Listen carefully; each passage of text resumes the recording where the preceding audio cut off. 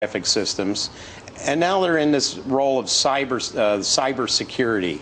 Now the question is, what constitutes protective information security, or what they call defensive information warfare operations?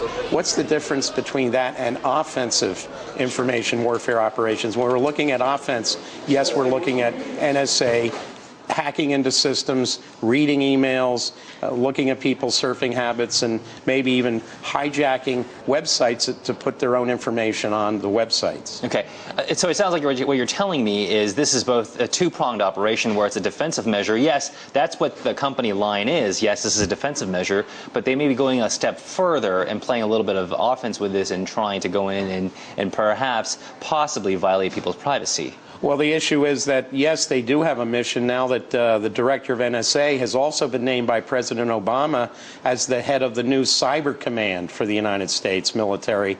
Absolutely, this is going to be a huge operation by NSA to do this type of thing. Okay, well, Anissa, you heard that right here from Wayne Madsen that this sounds like this is more than just a defensive measure for between the NSA and Microsoft. In the meantime, we'll go ahead and send it back to you there in Moscow. All right, Cedric Moon breaking it down for us with our contributor Wayne Madsen in Washington. Thanks for that.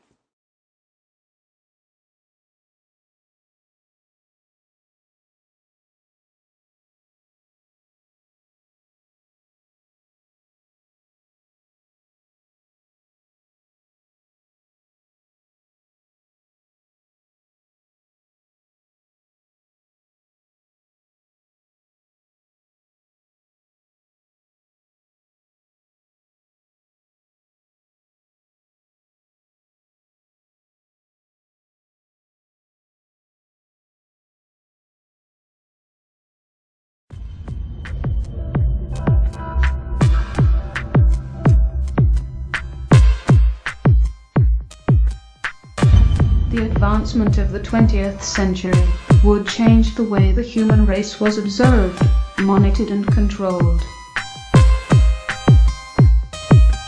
The birth of analog technology meant that for the first time, surveillance could be preserved and used as evidence. Throughout the 70s, videotape surveillance became a global standard.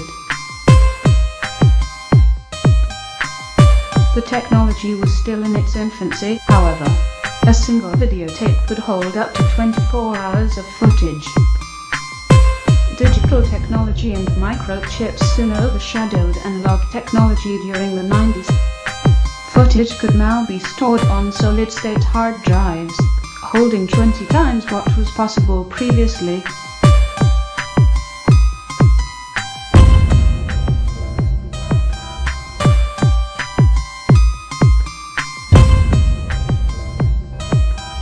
September 11th would force governments worldwide to rethink their policies on all forms of surveillance. Biometrics, facial recognition and identity cards are all becoming standard. Modern mobile phones with built-in cameras mean that events in our world can be recorded anywhere, anytime with the press of a button. Surveillance is now easier and more efficient than ever before. GPS imaging can be accessed easier than ever over the internet. Satellite imaging is quickly becoming more and more effective.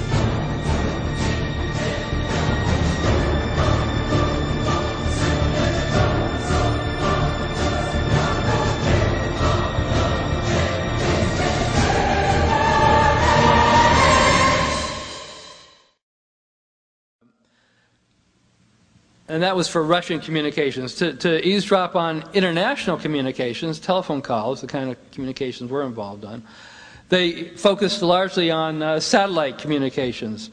As I said, microwaves travel in a straight line.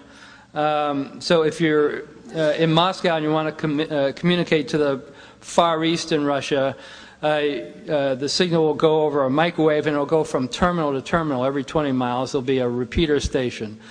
And that's because the Earth is curved and because the signal travels in a straight line, it'll go into deep space.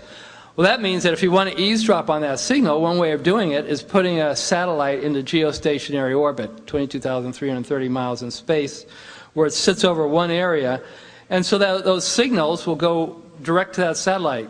So anyway, by putting a satellite in the right place in space, you're able to eavesdrop on telephone calls on the Earth. And to a large degree, you get a better reception. NSA was able to listen to those calls in a clearer reception and to some degree faster than the actual recipients of the calls themselves. So that's how NSA did this during the Cold War, largely in terms of communications satellites by eavesdropping on them from space and also on ground.